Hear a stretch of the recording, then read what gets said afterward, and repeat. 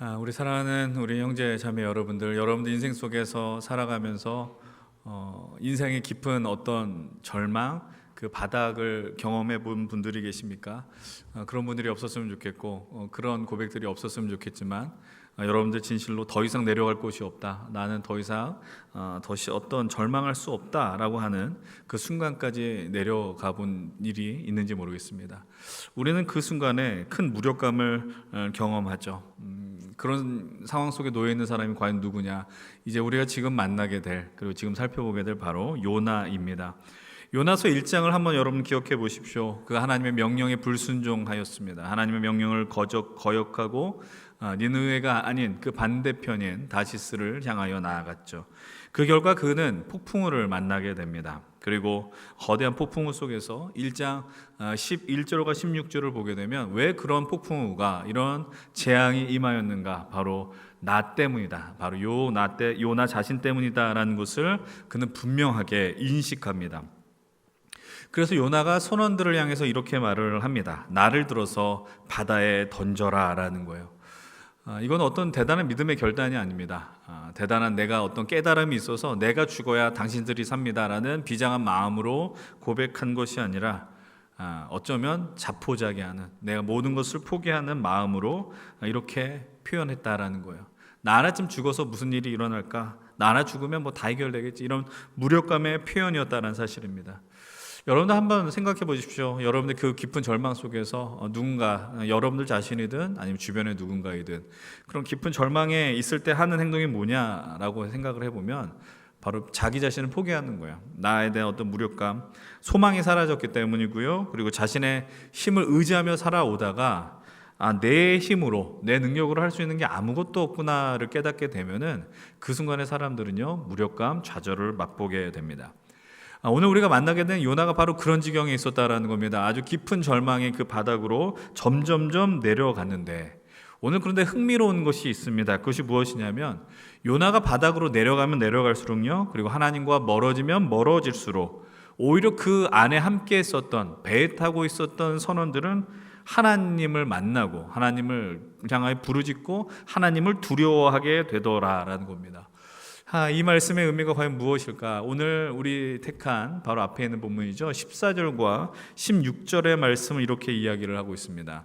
14절 16절의 말씀을 한 목소리로 함께 고백합니다. 우리가 여호와께 부르짖어 이르되 여호와여 구하고 구하오니 이 사람의 생명 때문에 우리를 멸망시키지 마옵소서. 무죄한 피를 우리에게 돌리지 마옵소서. 주 여호와께서는 주의 뜻대로 행하심이니이다 하고 16절입니다.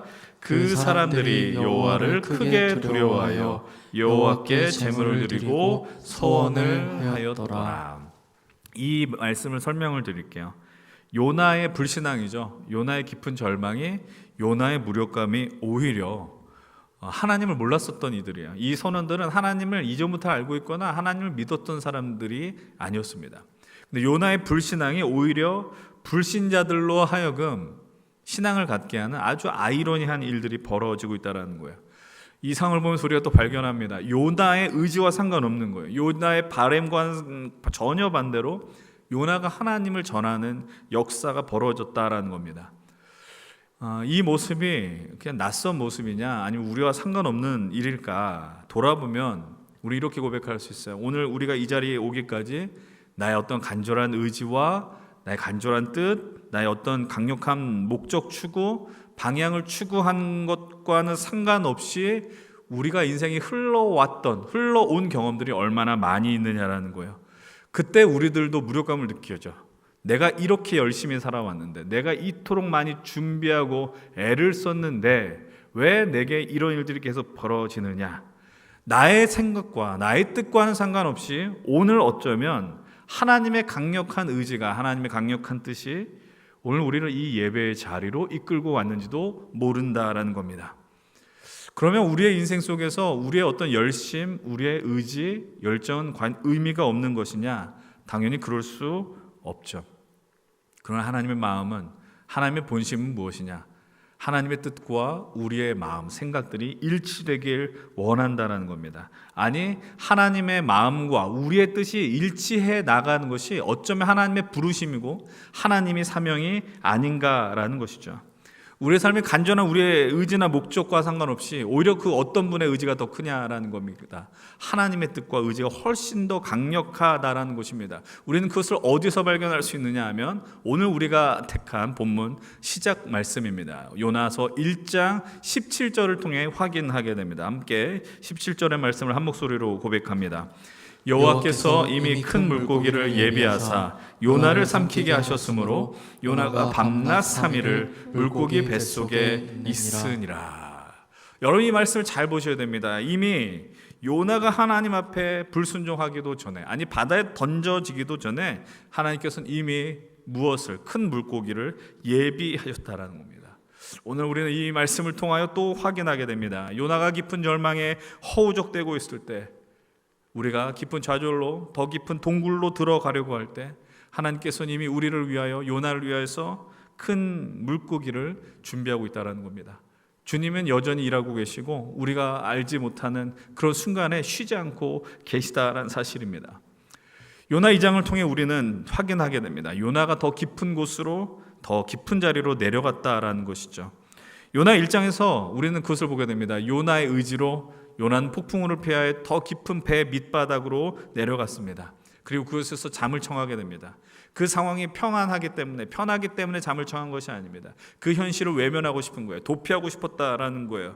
그리고 더 정확하게 말하면 주의 얼굴을 피하고 싶어서, 주님과 대면하고 싶지 않아서 그는 아주 배 깊은 밑바닥으로 도망쳤다라는 겁니다. 근데 오늘 우리가 읽은 요나서 2장의 말씀은 전혀 다릅니다. 오늘의 현실은 다르다라는 거예요. 그가 이제는 자신의 의지가 아니라, 내 자신의 고백, 어떤 열정이 아니라 하나님의 강권적인 역사와 섭리로 가장 깊은 곳으로, 더 밑바닥으로 내려가게 되었다라는 거예요.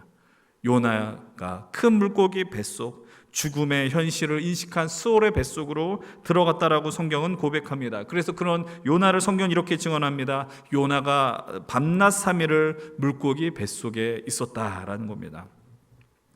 여러분, 요나에게 3일이라는 시간이 주어졌어요. 3일이라는 시간. 어떤 시간이었을지 여러분들 우리가 상상해보면 별로 유쾌한 기분이 들지 않습니다. 아무것도 보이지 않습니다. 빛이 들어오지 않고 물고기 뱃속이었기 때문에 유쾌한, 어떠한 사람이 살게, 생존하게 온당하지 못한 악취들이 가득했을 것입니다. 철저하게 그리고 외로웠다라는 거예요. 고립의 시간이었습니다. 우리는 그런 순간을, 그런 자리를 무엇이라 부릅니까? 절망이라고 부릅니다. 아무것도 보이지 않는 것을 절망이라고 이야기를 해요. 근데 우리가 지난주 요나를 보면서 이렇게 고백했었습니다. 요나는 만만하게 볼 선지자가 아니었다라는 겁니다. 하나님의 말씀을 대언하였고 요나의 인생 속에 하나님의 말씀이 계속해서 임했다라고 말씀을 드렸습니다. 그리고 요나가 북이스라엘의 영광, 영토의 회복을 예언했었던 것들이 너무나도 명확하게 정확하게 성취되었다라는 겁니다. 우리는 요나를 이렇게 규정할 수 있습니다. 요나는 하나님의 은혜와 사랑과 하나님의 영광이 어떤가를 머리로만 아는 사람이 아니라 모든 것을 다 체험했다라는 거예요. 그 누구보다 요나는 하나님이 어떤 분인지를 더 명확하게 선명하게 알고 있었다라는 겁니다. 그렇게 은혜를 체험했었던 사람도 실패하죠. 그렇게 하나님의 사랑이 어떤 것인지를 아는 자도 이렇게 절망하고 망해 도망쳤다라는 겁니다. 그런데 이런 이 요나의 모습이 멀리 누군가의 모습이 아니라는 것을 우리는 깊이 깨닫게 됩니다. 그것이 무엇이냐? 이것은 바로 우리의 모습이었다라는 겁니다. 오늘 우리가 살아오면서 하나님의 은혜와 사랑을 누구보다 많이 경험했습니다. 하나님이 나를 살펴주셨고 인도하셨고 지난 세월 모든 것이 다 주의 은혜였음을 고백했던 순간이 한두 번이 아니었다라는 겁니다. 그런데 우리는 필요할 때 주님을 찾았습니다. 그리고 우리가 하나님의 자녀란 분명한 인식을 갖고 살아가지만 내 주어진 현실의 깊은 어둠이 크게 오면은 누군가에게 책임을 돌리고 싶다라는 거예요. 그 책임을 누구에게? 바로 하나님 앞에 돌리는 거죠. 원망하는 겁니다. 하나님은 어디 계십니까? 하나님은 도대체 무엇을 하고 계십니까? 그 원망 속에 우리는 주님을 떠나려고 하고 도망치려고 한다는 겁니다. 그래서 누군가는요, 어떤 분은요, 요나를 이렇게 표현합니다. 요나는 바로 요놈의 나라고 이야기를 하는 거예요. 그래서 우리가 I am 조나, 바로 내가 요나입니다. 요나는 다른 누군가가 아닙니다. 바로 우리 자신이라는 겁니다. 반복해서 말씀을 드리지만 요나 스스로 깊은 곳으로 내려갔다 생각합니다. 아니요. 오늘 말씀 보면은 하나님께서 요나를 깊은 곳을 예비하셔서 그를 그 깊은 곳으로, 짙은 어둠 속으로 이끌어 가십니다. 무려 장장 3일의 시간 속 말이죠.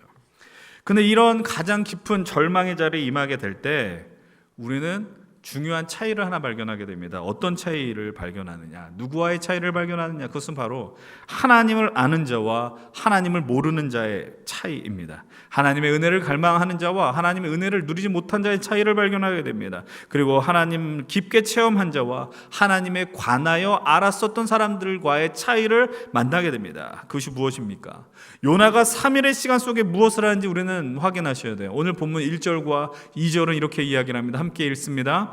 요나가 물고기 뱃속에서 그의 하나님 여호와께 기도하여 이르되 내가 받는 고난으로 말미암아 여호와께 불러 아뢰었더니 주께서 내게 대답하셨고 내가 스올의 뱃속에서 부르짖었더니 주께서 내 음성을 들으셨나이다. 아멘. 그 깊고 깊은 절망의 자리에, 그리고 그 아무것도 보이지 않는 그 3일의 시간 속에서 요나가 기도하기 시작했다라는 겁니다. 그 요나가 뭐라고 고백해요? 내 기도를 하나님이 들으셨다. 하나님 인식이 생기는 것이죠. 사랑하는 여러분들, 어떻게 그런 깊은 절망에서 요나가 기도할 수 있었을까요? 아니, 그 깊은 절망의 그 바닥 속에서 하나님이 내 기도를 들은다는 확신을 어떻게 요나는 할 수 있었을까요? 우리는 1장 17절을 통해서 이미 확인하였습니다. 그리고 요나도 이미 깨달았습니다. 그것은 바로 하나님이 이 상황을 예비하셨다라는 것을 깨달았기 때문이에요. 요나를 포기하지 않으신 하나님의 부르심, 그리고 그 절망 속에서 그 물고기에 들어가 죽음의 자리로 간 것이 아니고 그 가운데서 하나님의 간절한 은혜의 자비가 그 믿음을 따라 그 3일 속에 나는 이제 절망하고 죽어야지가 아니라 그 어두운 3일의 시간을 버티게 하는 원동력이 되었다라는 겁니다. 그 사실을 희미하게나마 기억하고 있는 그 요나의 입에서 기도가 터져 나오게 됐다라는 겁니다. 그럼 여러분, 요나가 어떤 기도를 할까요? 철저하게 자신이 어떤 존재인가 자신의 인식, 자기 인식에 대한 고백이 나오는 거예요. 자신의 위치를 이렇게 표현합니다. 3절은 뭐라고 이야기해요? 나를 깊음 속 바다 가운데 던지셨다라고 이야기해요. 그리고 4절은 이렇게 이야기해요. 내가 주의 목전에서 쫓겨났을지라도. 그리고 5절은 내 영혼을, 이 물이 나를 둘렀다. 내가 어디 갈 곳 없다. 내가 지금 그 절망 가운데 있다라고 고백하고요. 6절에 뭐라고 이야기해요? 내가 산의 뿌리까지 내려갔습니다 라고 이야기합니다. 요나의 자기인식을 우리 식으로 쉽게 표현하면 이겁니다. 나는 망했습니다 라는 거예요. 나는 완전히 실패했습니다. 나는 끝났습니다 라고 하는 것이 바로 이 요나의 고백이었다라는 겁니다. 이 모든 절망적인 상황을 요나는 아주 명확하게 한 구절로 고백합니다. 바로 7절의 말씀입니다. 7절 이렇게 이야기하죠. 함께 읽습니다. 내 영혼이 내 속에서 피곤할 때에 내가 여호와를 생각하였더니 내 기도가 주께 이르러 싸우며 주의 성전에 비쳤나이다. 자신의 영혼을 이렇게 고백합니다. 내 영혼이 내 속에서 피곤했다라는 거예요. 여러분 한번 생각해 보십시오. 내 영혼이 피곤하다는 게 과연 무엇일까요? 여러분, 독일계 한국 철학자인 한병철 교수가 대한민국 사회를 피로사회라고 규정했어요. 피로사회라는 책이 나왔잖아요. 사실 이 책에서 말하는 피로사회는 엄밀하게 말하면 육체적인 피로가 아니라 성과주의로 인한 정신적인 피로의 사회가 바로 대한민국이다라고 이야기를 합니다. 근데 어쩌면 우리가 살아가는 대한민국만이 아니라 대한민국 안에 포함되어 있죠. 우리가 함께하는 우리 한국교회와 심지어 우리의 믿음이 피로신앙에 빠진 것은 아닌가라는 질문을 던지게 됩니다. 여러분들은 한번 스스로 고백해 보십시오. 생각해 보십시오. 내 영혼이 오늘 안녕한가라는 거예요. 오늘 나의 영혼은 진짜 안녕하냐? 아니, 내가 오늘 영혼의 피로를 호소하고 있지 않느냐? 여러분, 영혼의 피로함이란 과연 무엇일까요? 우리가 영혼의 피곤함을 쉽게 느끼는 이유는 무엇일까요? 여러분, 이 피곤함을 마치 내가 맡은 사역이 많기 때문에, 아니면 내가 무언가를 많이 해서라고 해석해서는 안 될 것입니다. 내가 예배와 말씀 속에 은혜를 누리지 못해서인가? 오늘 우리가 살아가는 시대는 말씀의 홍수 속에 살아가고 있죠. 믿음의 어떤 접근을 조금만 하게 되면 SNS, 인스타그램이라든지 유튜브 쇼츠를 통해서 수많은 목사님들의 말씀을 접하는 것 어려운 일이 아니게 되었습니다.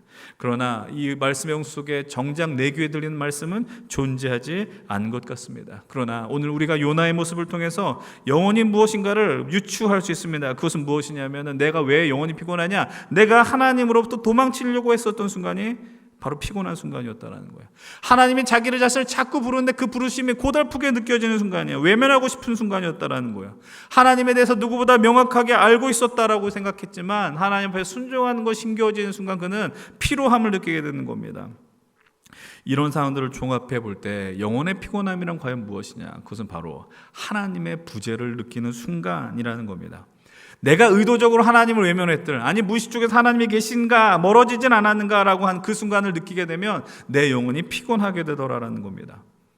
그런데 요나가 지금 이 자신이 처한 절망과 피로의 순간까지 무엇을 고백하느냐? 깨달았어요. 내가 피로하지만, 내가 피곤하고 어렵고 절망 가운데 있지만 내 인생의 모든 주권을, 내 인생의 주도권을 하나님이 갖고 있다는 것을 요나가 그 어둠 속에서 발견했다는 겁니다. 그것이 가장 중요한 것이죠.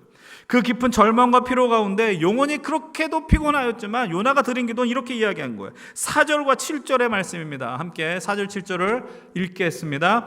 내가 말하기를 내가 주의 목전에서 쫓겨났을지라도 다시 주의 성전을 바라보겠다 하였나이다. 7절입니다. 내 영혼이 내 속에서 피곤할 때에 내가 여호와를 생각하였더니 내 기도가 주께 이르렀사오며 주의 성전에 미쳤나이다. 아멘. 다 반복하는 거예요. 내가 이 절망과 어둠 속에서 뭘 봤냐라는 거예요. 주님의 영광과 임재가 있는 성전의 그 영광을 바라보았다는 것 아니겠습니까? 어떻게 이런 고백을 할 수 있었을까요? 이걸 깨달은 거예요. 나의 이 절망에서 나를 건져주실 분은 오직 주님밖에 없습니다라는 것을 요나가 선명하게 고백하는 거예요. 이 죽음의 순간에 나에게 새로운 생명을 허락하실 분이 하나님밖에 없다라는 거예요. 내게 새로운 찬스를 주실 분이 하나님밖에 없다라는 걸 요나는 아주 선명하게 고백했다라는 거예요. 그래서 요나가 어떻게 간구하느냐? 9절 말씀입니다. 함께 9절 말씀 읽습니다. 9절 제가 이렇게 고백하겠습니다. 나는 감사하는 목소리로 주께 제사를 드리며 나의 선을 주께 갚겠나이다. 구원은 여호와께 속하였나이다. 이 절망 속에서 드리는 기도 가운데 그가 분명하게 선언합니다. 이 구원은 하나님께만 있다는 거예요. 내 인생의 주인은, 내 생명의 주인은, 모든 찬스는 주님이 허락해 주셨다라는 사실이에요. 그것을 깨닫는 사람들이 어떤 고백들이 흘러가는지 아십니까? 구원이 하나님께 속해 있다는 사실을 아는 자들은 내 생명의 주관을 하나님께서 하시는구나. 온 세상의 주인이 하나님이시구나. 그래서 나의 유일한 소망 오직 주님밖에 없음을 깨닫게 되는 거예요. 그래서 그 고백이 어떻게까지 흘러갑니까? 바로 감사의 자리까지 흘러가게 됐다는 거예요. 가장 깊은 절망에서 깨닫는 거예요. 내가 지금까지 짓는 모든 것이 하나님의 은혜였구나.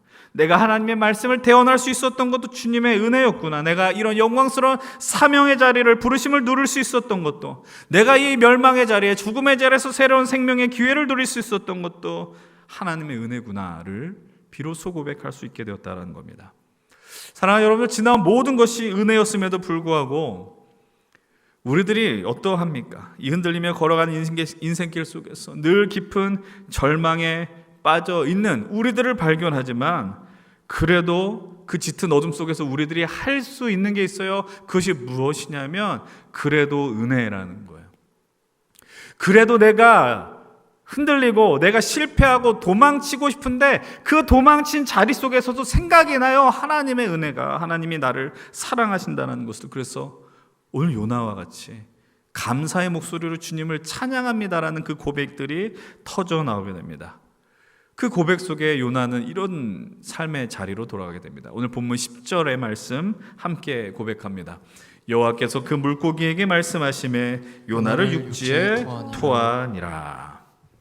이것을 오늘 우리가 표현하는 단어로 쓰면 요나는 이제 다시 자신 삶의 일상의 현실로 내던져지게 됩니다. 사랑하는 우리 형제 자매 여러분들, 하나님의 은혜가 오늘 우리를 이 자리에 있게 했다라는 것을 결코 잊어서는 안 됩니다. 그 깊은 절망 가운데 하나님은 끊임없이 행하시는데, 일하시는데 무엇을 행하실까요? 생각나게 하세요. 하나님을 생각나게 하세요. 여러분, 그게 우리에게 얼마나 큰 은혜인 줄 아십니까? 여러분들이 스스로 내 스스로의 삶에 대한 무력감을 느끼게 되는 순간, 내가 너무나도 형편없다라고 생각하는 그 순간들, 그 어둠이 짙어질 때 희한하게 그분이 생각납니다. 그래서 우리는 다시 우리 일상으로 던져지게 돼요. 그래서 내가 그 일상을 살아갈 힘을 얻게 되는 거예요. 요나도 마찬가지였다라는 거죠. 그 짙은 3일의 시간이 오히려 내가 이 땅에 다시 하면 내 하나님의 부르심에 응답하면 살 수 있는 힘이 된다라는 것을 고백하는 원동력이 되었다라는 사실입니다. 사랑하는 여러분, 제가 예전에 이런 고백을 여러분들에게 드린 적이 있습니다. 우리가 하나님 앞에 드려야 될 감사는 결과론의 감사가 아니라 존재론 감사를 드려라라는 겁니다. 결과론 감사는 무엇이겠습니까? 내가 이러이러하였기 때문에, 내가 성공했기 때문에, 합격했기 때문에, 취업에 무엇을 했기 때문에, 그런 감사가 아니라 내가 이런 하나님의 자녀 됨으로 인한 감사를 드리라라고 이야기했습니다. 사랑하는 여러분들 가운데서 혹시 영혼이 피곤하여 인생의 깊은 바닥 가운데 있는 분들이 계신지 모르겠습니다. 그런 분들 향해서 여러분들 오늘 추수감사주일이니 무조건 감사하십시오라고 강요할 수 없어요. 혹시 그러나 누구보다 더 짙은 어둠과 절망에 있는 분들 계시면 이런 질문을 스스로 하시길 축복드립니다. 나는 누구입니까? 나는 어떻게 여기까지 올 수 있었습니까? 그리고 이 짙은 어둠 속에서 왜 당신이 생각납니까? 라는 질문을 던지셔야 됩니다. 이 질문의 끝에서 우리는 모두 이렇게 고백할 수 있습니다. 구원이 주님께 속해 있었기 때문입니다. 여러분, 우리의 일상 속에 그 어둠 속에서 그분이 떠올려질 때, 그리고 깊은 탄식과 비명 속에서 우리는 또한 확인하게 됩니다. 무엇을 확인하느냐? 내가 구원받은 인생이었다라는 겁니다. 내가 하나님의 사랑을 받은 자녀였다라는 겁니다. 그리고 내게 있는 지금 이 시간이 나에게 다시 한번 새로운 찬스가, 기회가 주어졌다라는 겁니다. 우리는 그 순간 우리의 믿음의 눈을 들고 우리의 얼굴을 들어 감히 하나님을 향하여 나아갈 수 있게 되는 것입니다. 여러분, 네덜란드 출신의 유명한 기독교 작가인 코리 텐붐 여사를 기억하실 것입니다. 그분이 나치 수용소에서 고통당하고 있을 때 벼룩이 그의 삶을 힘들게 했다라고 하더라고요. 수용소에 벼룩이 있었다는 겁니다. 근데 그의 언니가 이렇게 이야기했다라는 겁니다. 야, 벼룩 때문에라도 감사하자. 여러분, 어떻게 벼룩 때문에 감사할 수 있습니까? 힘든 일이겠죠. 그런데 나중에 깨닫는 게 있습니다. 무엇이냐면 경비병들이 그 끔찍한 벼룩 때문에 자신들이 머물고 있는 막사에 오지 않았다라는 거예요. 만약에 그것이 있지 않았었다면 아마 코리 텐붐 여사는 언제 어느 불시에 죽음을 맞이했을지 모르겠습니다. 그래서 그들은 몰래 막사에서 어두운 밤에 말씀 성경을 읽을 수 있었고 예배를 드릴 수 있었어요. 가진 낮은 고통의 상징처럼 느껴진 그 벼룩이 그들로 하여금 하나님의 은혜가 임하는 통로가 되었습니다. 여러분, 시편의 기자 다윗은 이렇게 139편 말씀을 통해 이렇게 고백합니다. 내가 새벽 날개를 치며 바다 끝에 가서 거주할지라도 거기서도 주의 손이 나를 인도하시며 주의 오른손이 나를 붙드시리이다.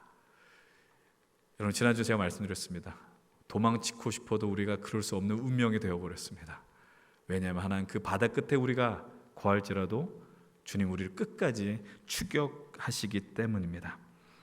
사랑하는 여러분, 오늘 감사할 수 없는 현실에 놓여 있으십니까? 깊은 절망과 바닥대에 있어서 마음이 힘겨운 분들이 계십니까? 근데 깊은 바닥으로 도망치는 요나를 향하여, 바로 요놈의 우리들을 향하여 주님께서는 큰 물고기를 예비하고 계신 줄로 믿기를 바랍니다. 그 예비하심이 때로는 우리를 더 낮은 곳으로 인도할지 몰라요. 지금 이게 바닥인 줄 알았는데 더 깊은 바닥으로 내려가게 해서 나 힘들어, 나 너무나도 죽을 것 같아 라고 고백한 순간이 있을지 모르겠어요. 근데 그게 기회입니다. 그 순간 우리는 고개를 들게 됩니다. 모든 것이 막혀있을 때 주님 살려주십시오. 주님 나를 건져주십시오. 주님밖에 내가 의지할 곳이 없습니다. 사랑하는 여러분들, 얼굴을 드십시오. 그리고 그분의 은혜 역사를 바라보십시오. 그때 우리는 고백하고 깨닫게 돼요. 내가 얼마나 고귀한 존재인지, 하나님의 은혜와 사랑을 받을 만한 복된 인생인가를 깨닫게 됩니다. 사랑하는 여러분들, 오늘 추수감사주일입니다. 우리는 흔히 감사절을 풍성한 수확 앞에 있는 그런 열매들로 기억을 하죠. 그러나 요나의 고백을 통해서 우리가 발견할 수 있는 것이 있습니다. 그것은 바로 가장 깊은 절망의 자리에서도 감사는 피어날 수 있다는 사실입니다. 벌써 11월이 됐어요. 시간이 너무나도 빨라서 놀랄 지경입니다. 그 순간, 어둠의 순간들이 얼마나 많이 있었습니까? 외면하고 싶고 도망치고 싶었던 순간들, 하나님이 우리를 향해서 물고기를 예비하셨어요. 그 물고기에 들어가게 될 때 더 죽고 싶을지도 모르겠습니다. 그러나 결국 우리는 이 자리에 있습니다. 하나님의 은혜 자리에 있어서 우리가 주님을 예배할 수 있고 주님을 찾을 수 있는 것이 우리 인생의 가장 큰 복인 줄로 믿으시길 바랍니다. 여러분, 그 믿음으로 이제 여러분 일상으로 돌아가십시오. 물고기가 여러분들 토해낼 것입니다. 그곳에서 주님이 주신 그 능력, 은혜를 구하시면서 어떤 곳에서든지 주의 자녀로서 담대하게 살아가시는, 그리고 승리하시는, 그리고 주님이 우리 아버지가 되어주심을 고백하시는 우리 귀한, 우리 힘센 예배자들, 청년들이 되시길 주의 이름으로 간절히 축원을 드립니다.